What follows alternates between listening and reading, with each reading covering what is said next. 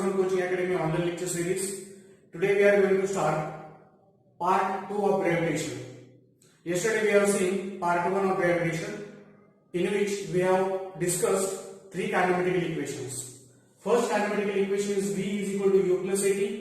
Second kinematical equation is S is equal to UT plus 1 by 2 AT square. And third kinematical equation is V square is equal to U square plus 2AS. हे तीन kinematical equations तुमच्या सर्वांच्या लक्षात असतीलच. In upward motion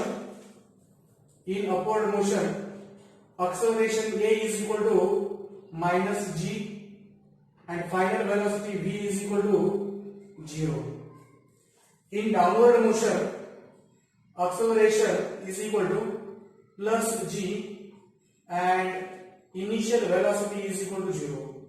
This condition is known as free fall condition. हे आपण part 1 मध्ये discuss केलेलं आहे. पार्ट 1 मध्ये मी तुम्हाला असाइनमेंट क्वेश्चन्स पण दिले होते. काही विद्यार्थ्यांच्या रिक्वेस्ट नुसार हे असाइनमेंट क्वेश्चन्स आपण या पार्ट 2 मध्ये सॉल्व्ह करण्याचा प्रयत्न करूया. परंतु पार्ट 2 सुरू करण्यापूर्वी आपल्याला एक महत्त्वाची अनाउन्समेंट आहे. आपल्या सायन्स फोरम कोचिंग अकॅडमीचं ऍप्लिकेशन गुगल प्ले स्टोर वरती अवेलेबल आहे. गुगल प्ले स्टोर वरती गेल्यानंतर सायन्स फोरम कोचिंग अकॅडमी असं टाकल्यावरती ते तुम्हाला 2-3 नंबरला आपलं ऍप्लिकेशन दिसेल. ते ऍप्लिकेशन त्या ठिकाणाहून डाउनलोड करा, कारण आपण हा ग्रॅव्हिटेशन चॅप्टर संपला की त्यानंतरचे सर्व चॅप्टर्स त्या ऍप्लिकेशन वरती घेणार आहोत. ठीक आहे. त्या ऍप्लिकेशन वरती अजून मी बॅचेस पाडलेल्या नाहीये, परंतु बॅच पाडल्याच्या नंतर मी तुम्हाला बॅच कोड देईन आणि त्या बॅच कोड नुसार तुम्ही त्या पर्टिक्युलर बॅच मध्ये एंट्री करायची. फॉर क्लास 10 आपल्या 2 बॅचेस असणार आहेत. एक बॅच म्हणजे सायन्सची आणि दुसरी बॅच म्हणजे मॅथमॅटिक्सची. त्यामुळं तुम्हाला 2 बॅचेस जॉईन कराव्या लागतील. ठीक आहे. ओके. तर आता आपण ग्रॅव्हिटेशनच्या पार्ट 2 चं डिस्कशन सुरू करूया. ओके. जे असाइनमेंट क्वेश्चन्स आपल्याला सॉल्व्ह करायचे आहेत, हे असाइनमेंट क्वेश्चन्स थोडंसं आपण डिस्कशन झाल्यानंतर सॉल्व्ह करूया. तर आपलं आताचं डिस्कशन आहे ते म्हणजे what do you mean by mass.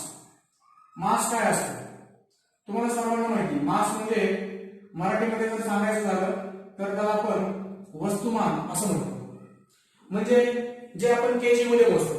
1 kg sugar, KG काय झालं, मास झालं. 2 kg शुगर, अंडरस्टूड. 1 kg डाळ, 2 kg डाळ. सो त्याचे काय केजी आहे, ते केजी म्हणजे तुमचं झालं मास. ओके. आता समजा हे जे मास आहे, हे मास आपण कशामध्ये मोजतो हे तुम्हाला आता समजलं. कशामध्ये, केजी मध्ये.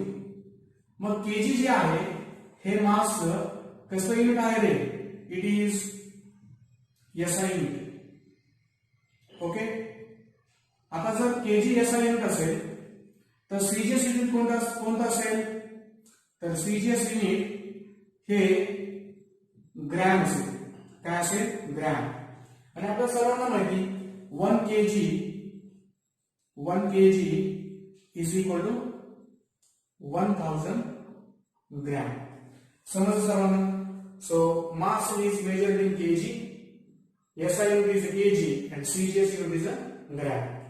आता हे जे काही मास आहे, हे मास आपण कसं म्हणतो, 1 kg शुगर, 1 किलो साखर. आपण असं म्हणतो का 1 kg sugar in a north direction, 1 kg sugar in a south direction, असं आपण बोलत नाही. आणि असं जर कोणी बोललं तर तुम्हाला वेळच काढतील लोक. ठीक आहे ना. 1 kg शुगर म्हणजे 1 kg हे त्याला मॅग्निट्यूड आहे, परंतु त्याला डायरेक्शन नाही. आपण असं म्हणत नाही कधी की 1 kg sugar in east direction. Understood.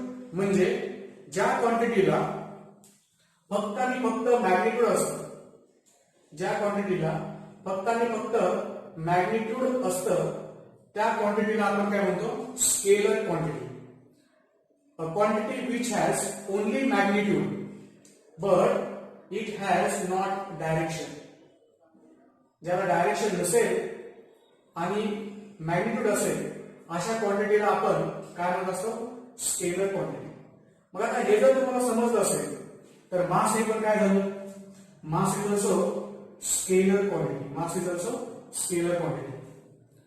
याच्या उलट ज्या क्वांटिटीला मॅग्निट्यूड आहे प्लस डायरेक्शन पण आहे अशा क्वांटिटीला आपण काय म्हणत असतो वेक्टर क्वांटिटी. कसली क्वांटिटी? Vector quantity. वेलोसिटी झालं vector quantity, velocity. Okay. Force झालं वेक्टर क्वांटिटी, वेट झालं वेक्टर क्वांटिटी. वेट म्हणजे समजा फोर्सच पण ते झालं वेक्टर क्वांटिटी. पण आपण वेक्टर क्वांटिटी बद्दल एक थोड्या वेळामध्ये बोलूया. सध्या आपण कशाबद्दल बोलत आहोत? Scalar quantity. स्केलर क्वांटिटी म्हणजे काय? A physical quantity which has only magnitude but not direction is known as a scalar quantity. Okay, therefore mass is scalar quantity. कारण मासला फक्त मॅग्निट्यूड आहे 1 kg, 2 kg, 100 kg, 1000 kg, ton. Okay, but it has not a direction. Therefore mass is a scalar quantity. Understood? आता मास हे मास म्हणजे काय? मास is a matter present in the system. एखादा मास म्हणजे तो मॅटर आहे, तो matter present in the system. Mass is a matter present in the system. किंवा आपण असंही म्हणू शकतो मास is a major of inertia. Major of inertia असं आपल्याला न्यूटन्स लॉने सांगितलं.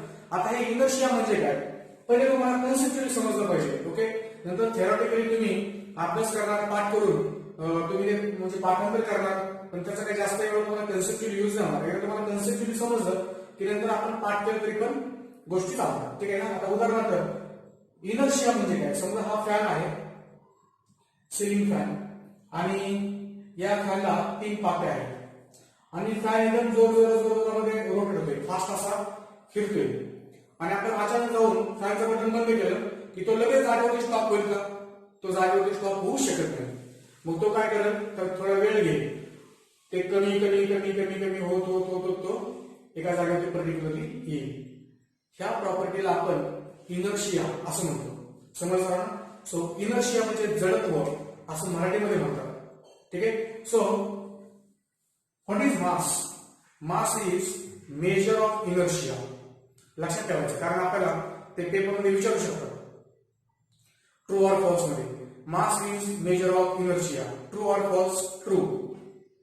Mass is matter present in the system. True. Understood? Okay. The SI unit of mass is kg. The CGS unit of mass is a gram. 1 kg is equal to 1000 gram. Mass is a scalar quantity and mass is a measure of inertia. Mass is a measure. Mass is measure of inertia. Mass is measure of inertia. Understood? Mass is measure of inertia. Okay. यानंतर आपल्या text book मध्ये काय दिलंय ते आपण बघूया. मास बद्दल थोडीफार तरी इन्फॉर्मेशन आहे वाटतं आपल्या टेक्स्ट बुक मध्ये. Let us check. ओके, तर टेक्स्ट बुक मध्ये त्यांनी आपल्याला असं सांगितलंय mass is the amount of matter present in the object. Object मध्ये किती मॅटर प्रेझेंट आहे त्याला आपण म्हणत असतो mass. The SI unit of mass is a kg. Mass is a scalar quantity हे पण सांगितलेलं आहे. अजून त्यांनी आपल्याला सांगितलं आहे according to Newton's first law mass is measure of inertia. According to which law? According to Newton's first law mass is measure of inertia. आता मास बद्दल तुम्हाला मी एकदम गमतीशीर गोष्ट सांगणार आहे किंवा महत्वाची गोष्ट सांगणार आहे. Mass never changes with respect to location. म्हणजे हे मास कधीच बदलत नाही. लक्षात ठेवायचं. समजा आपण 1 kg शुगर अर्थ सरफेस वरती 1 kg भरली तर ती मून वरती पण 1 kg भरणार आहे. तर ती आपण अर्थच्या सेंटरला सुद्धा 1 kg भरणार आहे. Understood?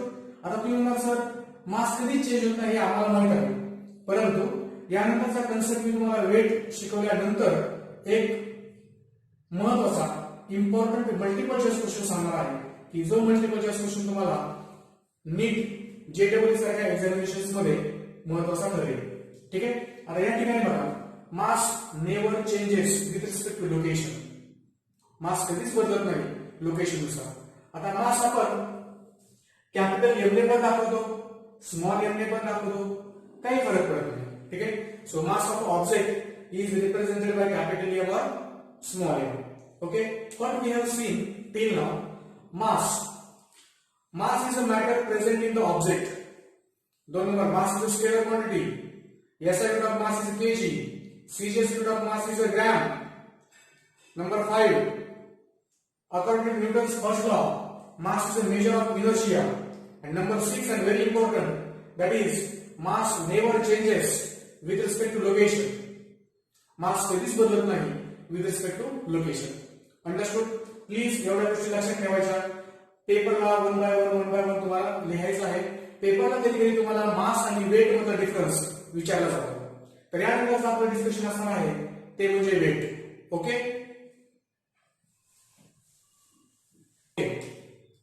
Late us discuss about weight.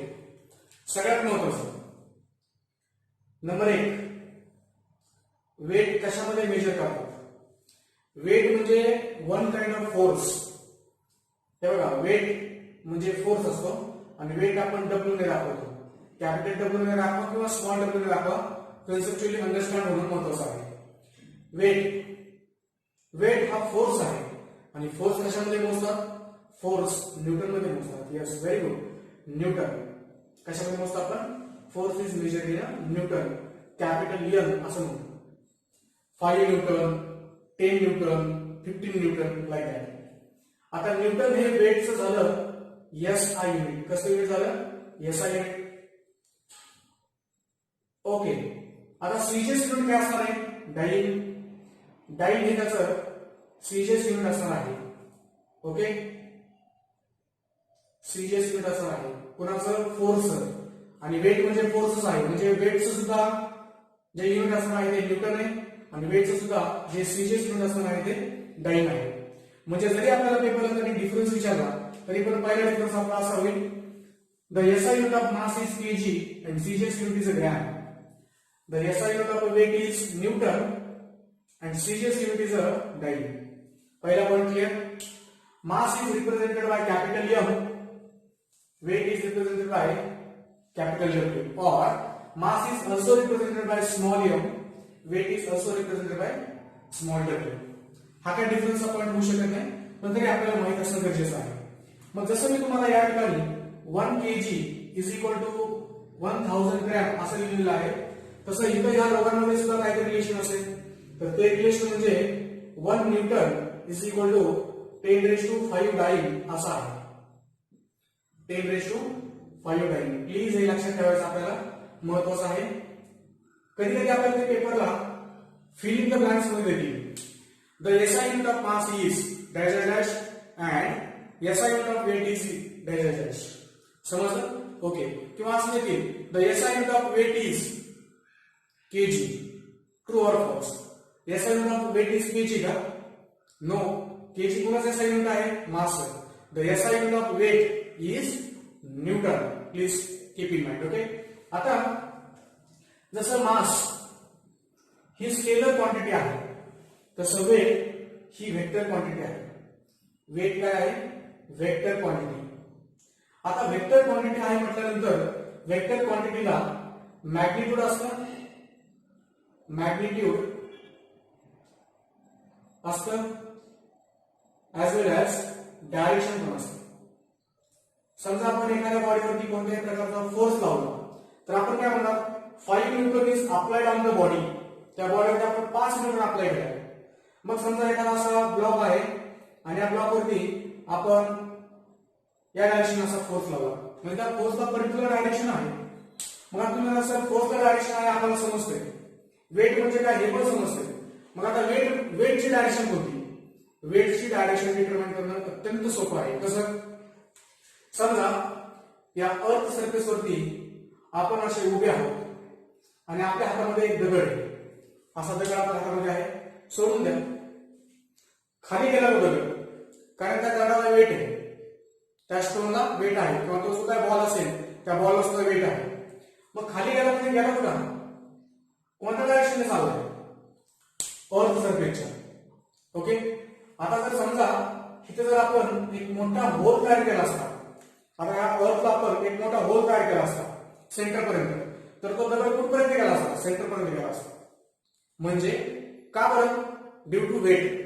म्हणजे the direction of weight is towards the centre of the earth. अर्थच्या सेंटरकडे तुमच्या दगडाची म्हणा किंवा तुमच्या ऑब्जेक्टची म्हणा किंवा तुमच्या बॉलची म्हणा डायरेक्शन आहे. So the direction of weight is towards the centre of the earth. Please हे लक्षात ठेवायचं. तर मॅग्निट्यूड आहे याला किती मॅग्निट्यूड आहे 5 न्यूटन 10 न्यूटन 15 न्यूटन. डायरेक्शन काय आहे direction of weight is always towards the centre of the earth. हे समजलं सर्वांना. आता हे वेट म्हणजे काय वेटचा फॉर्म्युला आहे आपल्याला. वेट सपोज आता हा ऑब्जेक्ट आहे. आता हा ऑब्जेक्ट आपण या पॉइंटवरून असं सोडून दिला. समजा ऑब्जेक्टचं मास आहे स्मॉल एम. ऑब्जेक्टचं मास आहे स्मॉल एम. तो आता वरून खाली सोडून दिलाय म्हणजे कोणती कंडिशन आहे आपली केस नंबर 1 डाउनवर्ड मोशन. मग डाउनवर्ड मोशन म्हटलं की acceleration a is equal to काय येतं प्लस जी. आठवतं तुम्हाला कालचं डिस्कशन आपलं ठीक आहे ओके. मग आता if the mass of object is m g is acceleration due to gravity, then weight is given by weight is equal to m into g. समजलं ना weight is equal to m into g. हे लक्षात ठेवायचं. Okay weight is equal to m into g. हे समजलं सर्वांना. आता तुम्ही म्हणा सर फोर्सचा फॉर्म्युला असा होता काय force F is equal to mass into acceleration. तोच फॉर्म्युला आहे इथं mass into acceleration. Acceleration is equal to plus g घेतले फक्त ठीक आहे. So weight is equal to mass into acceleration due to gravity. Please keep in mind okay. हे तुमच्या लक्षात आलं. त्यानंतर आता हे जे काही वेट आहे हे weight with respect to location change होईल का हा महत्त्वाचा प्रश्न आहे. ठीक आहे. मी तुम्हाला मास सांगितलं होतं मास never changes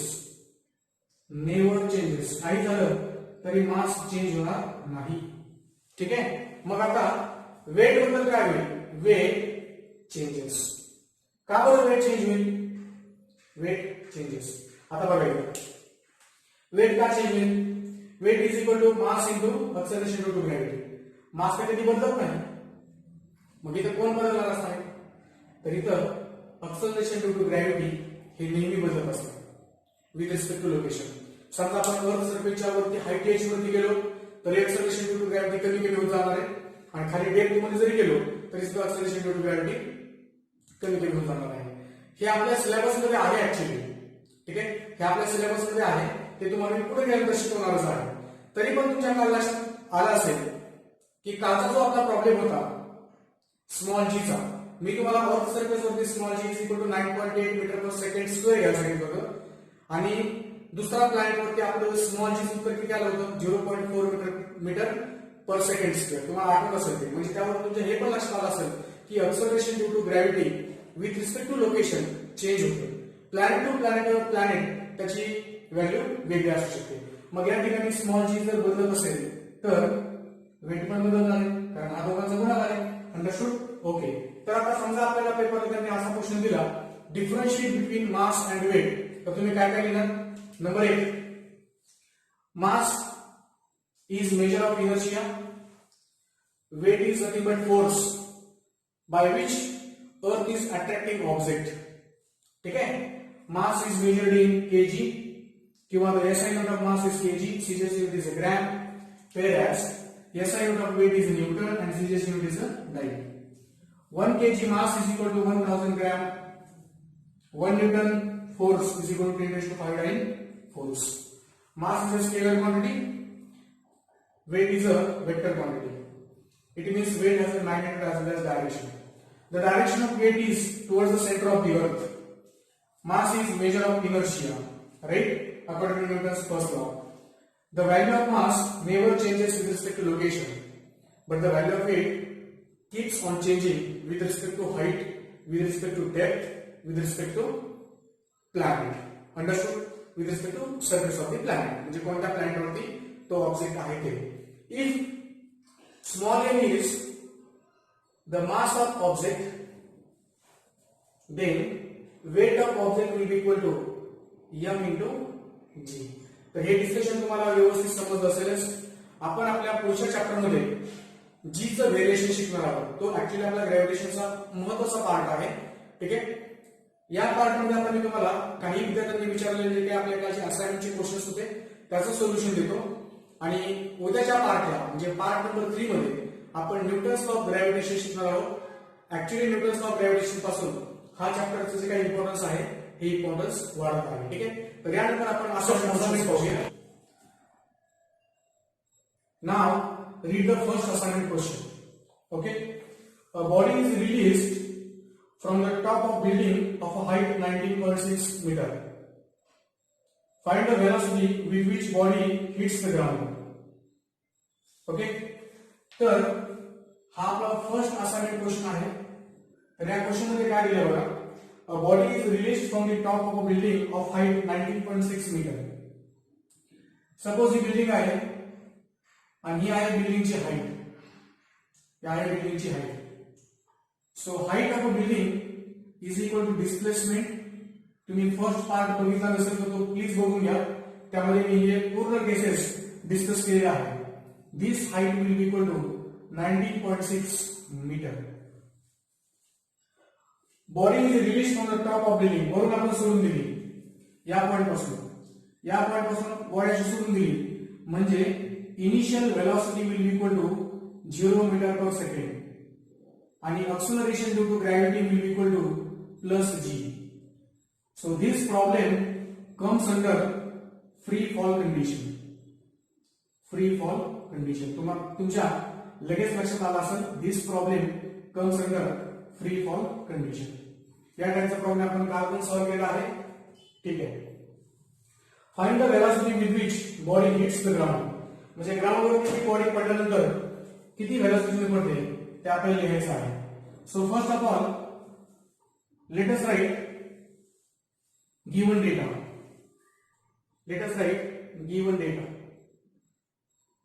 What is given? H is equal to 19.6 meter. A is equal to plus G. या प्रॉब्लेम मध्ये स्मॉल g ची व्हॅल्यू दिलेली आहे का? नाही. मग जर प्रॉब्लेम मध्ये स्मॉल g ची व्हॅल्यू दिली नाही तर स्मॉल g ची व्हॅल्यू आपल्याला किती घ्यायला लागेल? 9.8 meter per second square. Here initial velocity u is equal to 0 meter per second. काय फाइंड करायचं आहे? To find. ओके, मी तुम्हाला सांगितले 3 कायनेमॅटिक इक्वेशन्स वरून कुठे जायचं नाही. Final velocity v is equal to how much? Okay. Now what is the solution of the problem? One by one आपण इक्वेशन ट्राय करूया. आणि तुम्ही पण one by one equation try करायचे. You will get your answer. पहिले equation try करूया. काय आहे पहिले equation? v is equal to u plus 80. Check करा, v is equal to u plus 80 value fit होतात का? फी काढायचा नो प्रॉब्लेम. u आहे का आपल्याकडे? यस आहे. a पण आहे पण टाइम नाही. एक इक्वेशन t आणि v असे दोन variable. So this is not equation for solving this problem. So let us try the next. Second equation. S is equal to ut plus 1 by 2 at square. परत S आहे का? आहे. U आहे का? आहे. T आहे का? नाही. A आहे का? आहे. T आहे का? नाही. पण काढायचं काय आपल्याला? आपल्याला काढायचं v. इथं vच नाही कुठं. याचा अर्थ हे इक्वेशन सुद्धा फेल आहे. मग आता उरलेलं इक्वेशन कोणतं आहे? फायनल इक्वेशन v स्क्वेअर वाला. मग आता आपल्याला फिक्स त्याने उत्तर भेटेल अशी अपेक्षा करूया. According to third kinematical equation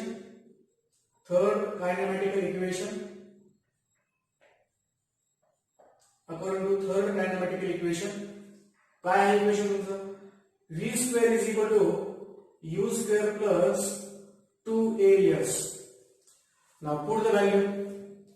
v square is equal to u किती आहे? 0 चा स्क्वेअर प्लस 2. a किती आहे? that is a plus g आणि s किती आहे? h.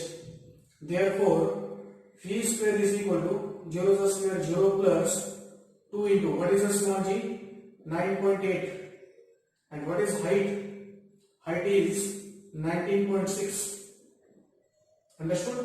Therefore, phi square will be equal to हे 0 समजण्यासोबत 2 into 9.8 म्हणजे 18 आणि 8 16 19 ओके 19.6 19.6 into 19.6 म्हणजे या पर्टिक्युलर केस मध्ये फी इज इक्वल टू काय येणार आहे तुमचं अंडर रूट मध्ये 19.6 into 19.6 therefore fee is equal to what 19.6 meter per second म्हणजे काय होत आहे the object has final velocity v is equal to 19.6 meter per second so write down this याचा तुम्ही स्क्रीनशॉट काढून घेऊ शकता पेपर अशा टाइपचे क्वेश्चन्स मग आपल्याला विचारले जाऊ शकतात यानंतर आपण असाइनमेंट क्वेश्चन नंबर 2 ट्राय करूया ओके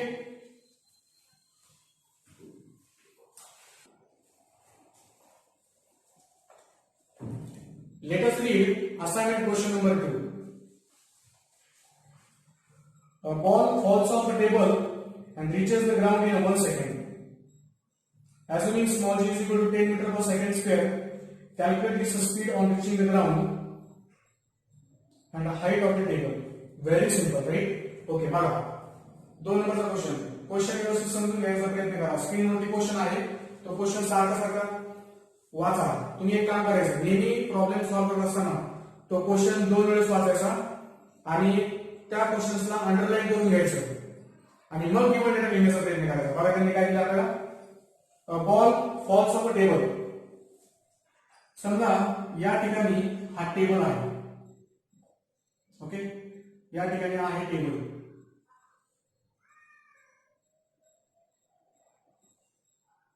हा आहे टेबल ठीक आहे ना okay ball falls off a table and reaches the ground in 1 second म्हणजे या पॉइंट पासून हा जो बॉल आहे खाली पडलाय आणि तो या ठिकाणी कधी आलाय in 1 second so the time t is equal to 1 second तुम्हाला हे समजलं असेल बॉल आता वरून खाली पडलाय म्हणजे फ्री फॉल कंडिशन असणार आहे so u is equal to 0 metre per second वेलोसिटीचे युनिट नेहमी मीटर पर सेकंड असणार आहे ठीक आहे ओके एक्सेलरेशन वरून खाली पडते बॉडी म्हणजे काय असणार आहे प्लस g आणि त्यांनी या पर्टिक्युलर केस मध्ये किंवा या प्रॉब्लेम मध्ये त्यांनी आपल्याला स्मॉल g ची value 10 metre per second square अजून करायला लावलेली आहे ती बघूया आपण कॅल्क्युलेट द स्पीड आता स्पीड आपल्याला फाइंड आउट करायचं आहे त्यापूर्वी write down the given data fast काय काय गिव्हन डेटा मध्ये आहे हे आपलं डायनॅमिक रिप्रेझेंटेशन आहे जेणेकरून आपल्याला लॉजिकली समजायला पाहिजे ऍक्च्युअली काय काय होते त्या केसमध्ये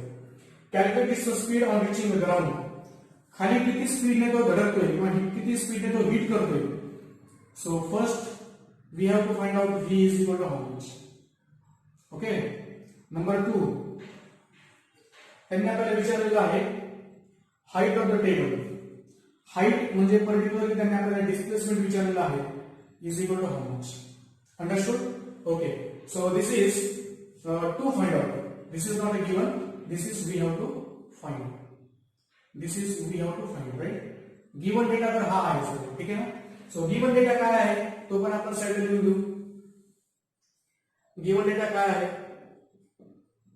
given data u is equal to 0 meter per second time t is equal to 1 second acceleration a is equal to plus g हे आपल्याला समजलं आणि स्मॉल g ची व्हॅल्यू त्यांनी आपल्याला या प्रॉब्लेम मध्ये particularly 10 metre per second square घ्यायला सांगितलेली आहे ठीक आहे प्लीज लक्ष द्या इथे या ठिकाणी व्यवस्थित कारण काही गोष्टी न्यूमेरिकल सॉल्व्ह करत असतानाच तुमच्या लक्षात येऊन जाणार आहे ठीक आहे ना उदाहरणार्थ काय टाइम कशामध्ये मोजतो सेकंड्स मध्ये वेलोसिटी कशामध्ये मोजतो मीटर पर सेकंड मध्ये आणि एक्सेलरेशन कशामध्ये मोजतो मीटर पर सेकंड स्क्वेअर मध्ये समजलं सर्वांना ओके आता हे झालं गिवन डेटा या साइडला मी 2 फाइंड आउट केलंय now go to the solution आता एक एक ट्राय करूया ओके बघा ट्राय करा पहिली equation phi is equal to u plus at होते का काय चेक करा phi is equal to u plus at v आहे का काढायचा आपण yes u आहे का yes आहे तिकडं a पण आहे आणि t पण आहे म्हणजे पहिली इक्वेशन आपलं उत्तर निघणार आहे ओके एक नंबर कारण आपण एक नंबरचं सोल्युशन लिहिलंय according to first kinematical equation, according to first kinematical equation, बघा पहिल्या कायनेमॅटिकल इक्वेशन पासून काय भेटलं आपल्याला, phi is equal to u plus at,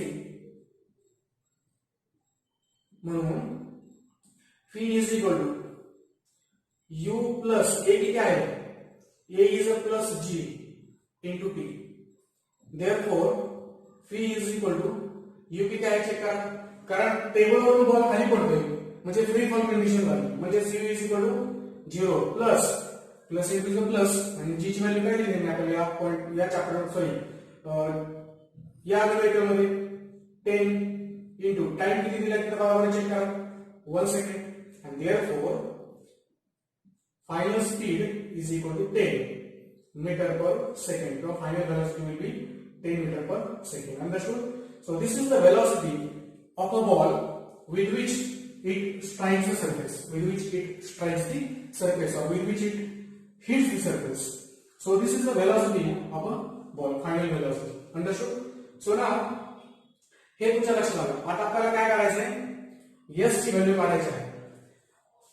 हा फॉर्म्युला वापरून आपल्याला निश्चितच चालणार नाही, कारण या फॉर्म्युल्यामध्ये आपल्याला s कुठे दिसतच नाही. मग आपल्याला s फाइंड आउट करायचं आहे म्हटल्यानंतर आपण कोणती इक्वेशन वापरायचं, एक तर आपण सेकंड इक्वेशन वापरू किंवा थर्ड इक्वेशन वापरू. ठीक आहे, तुम्ही सेकंड ने ट्राय करा, मी थर्ड इक्वेशन ने ट्राय करतो. ओके, 2 नंबरचं सोल्युशन आपल्याला हवं आहे. अकॉर्डिंग टू जर समजा माझी इक्वेशन नाही आलं तर आपण तुम्ही ज्याने ट्राय करणार ते त्याने ट्राय करूया. According to third kinematical equation, according to third kinematical equation, बरं, third kinematical equation is phi square is equal to u square plus 2as. पण यामध्ये एक प्रॉब्लेम आहे, तुम्ही काढलेला v बरोबर पाहिजे. जर v चुकलं असेल तर हे पण तुमचं चुकलं. जर तुम्ही सेकंड वापरला असता s is equal to ut plus 1/20 square, त्यामध्ये आपल्याला phi ची व्हॅल्यू वापरायची गरज नाही पडत. समजा आपलं v जरी वरती चुकलं असेल तरी सुद्धा आपण 2 नंबर उत्तर बरोबर येऊ शकतो. परंतु या केसमध्ये काय होणार आहे, phi चं उत्तर तिथे आपण काढलेलं हे बरोबर पाहिजे तरच ते बरोबर येईल. ओके, आता मला कॉन्फिडन्स आहे की हे उत्तर बरोबर आहे, परंतु कधी कधी कॅल्क्युलेशन्स मिस्टेक होऊ शकतात. Okay, now phi square is equal to u square plus 2as. What is v? See here, 10 चा square is equal to u आहे 0 चा square plus 2. What is a? A is equal to plus g, and what is s? That is nothing but h. Okay, now 10 square is 100 is equal to 0 चा square 0 plus 2. What is the small g? Small g is 9.8. परंतु या numerical मध्ये आपल्याला small जी ची value 10 दिलेली आहे, तर मी direct 10 घेतो into height h. So 10 cancel, 100 cancel, यहां पे आ गया 10, 2 कैंसिल, 10 कैंसिल, यहां पे आ गया 5. मतलब क्या हो, h is equal to 5 metre. हे h मी घेऊन आलो 5 मीटर घेऊन आलो. So what is the height of table? 5 meter. You can write here the height of table is 5 meter and the final speed of a ball is 10 meter per second with which it strikes the surface. Okay, हे तुम्ही सगळ्या शेवटी लिहून घेऊ शकता. तर अशा प्रकारे आपण कालचे 2 असाइनमेंट क्वेश्चनचं सोल्युशन पाहिलेलं आहे. तुम्हाला हे लेक्चर समजलं असेलच. ओके, जर समजा तुम्हाला कोणाला हे लेक्चर समजलं नसेल तर मी तुम्हाला काल सांगितल्याप्रमाणे तुम्ही माझ्या व्हॉट्सअप ग्रुपवरती हा क्वेश्चन लिहून त्याचा फोटो पाठवा, मी तुम्हाला सोल्युशन्स पाठवत जाईल. जर तुम्हाला कसल्याही प्रकारचा डाऊट असेल तरी पण तुम्ही मला ते विचारू शकता. ओके, अजून हा व्हिडिओ तुमच्या फ्रेंड सर्कल मध्ये शेअर करा, तुमच्या नातेवाईकांना पाठवा, तुमच्या फ्रेंड्सला पाठवा. ओके, तुमच्या छोट्या बंधूंना दाखवा. ठीक आहे ना? ओके, जे विद्यार्थी समजा 12वीला आहे त्यांना आपण छोट्या बंधूंना वगैरे दाखवा हा व्हिडिओ. ठीक आहे, हे करा. तर या व्हिडिओला तुम्ही लाईक करायला विसरू नका. हा व्हिडिओ तुम्ही शेअर करायला सुद्धा विसरू नका. जर तुम्ही आपल्या चॅनलला सबस्क्राईब केलं नसेल तर ते सबस्क्रिप्शन पण करून घ्या, जेणेकरून तुम्हाला रोज सकाळी डेली 8 वाजता सायन्स किंवा मॅथमॅटिक्स या दोन पैकी एक व्हिडिओ तुम्हाला बेटर राहील. ठीक आहे ना. ओके, जनरली आपण काय करणार आहोत, 3 दिवस मॅथमॅटिक्स आणि 3 दिवस सायन्स असे रोज व्हिडिओ अपलोड करणार आहोत. ओके, पहिला चॅप्टर तुम्हाला युट्यूब या प्लॅटफॉर्म वरती भेटणार आहे. दुसऱ्या चॅप्टर पासून मात्र तुम्हाला आपल्या क्लासचं जे ऍप आहे त्या ऍप थ्रूच तुम्हाला शिकवलं जाईल. ठीक आहे. ओके, ज्याप्रमाणे मी तुम्हाला काल 2 असाइनमेंट क्वेश्चन्स दिले होते, तसंच आज पण मी तुम्हाला स्क्रीनवरती असाइनमेंट क्वेश्चन्स देणार आहे. हे क्वेश्चन्स व्यवस्थित बघा. या क्वेश्चनचे आन्सर्स मला कमेंट बॉक्स मध्ये द्या. क्वेश्चन्स एकदम सिंपल असणार आहेत. उद्या आपण वेट या कन्सेप्टवरती न्यूमेरिकल सॉल्व्ह करू आणि plus Newton's law of gravitation शिकणार आहोत. न्यूटन्स लॉ ऑफ ग्रॅव्हिटेशन हा अत्यंत महत्त्वाचा पार्ट आहे की जो तुम्हाला 100% तुमच्या बोर्ड एक्झामिनेशनला विचारला जातोच. म्हणजे त्याच्यावरती आधारित असणारे न्यूमेरिकल म्हणा, त्याच्यावरती आधारित असणारे एखादा कन्सेप्ट म्हणा किंवा स्ट्रेट फॉरवर्ड स्टेटमेंट सुद्धा तुम्हाला न्यूटन्स लॉ ऑफ ग्रॅव्हिटेशन वरती विचारलं जातं. ठीक आहे ना. Okay, thank you very much.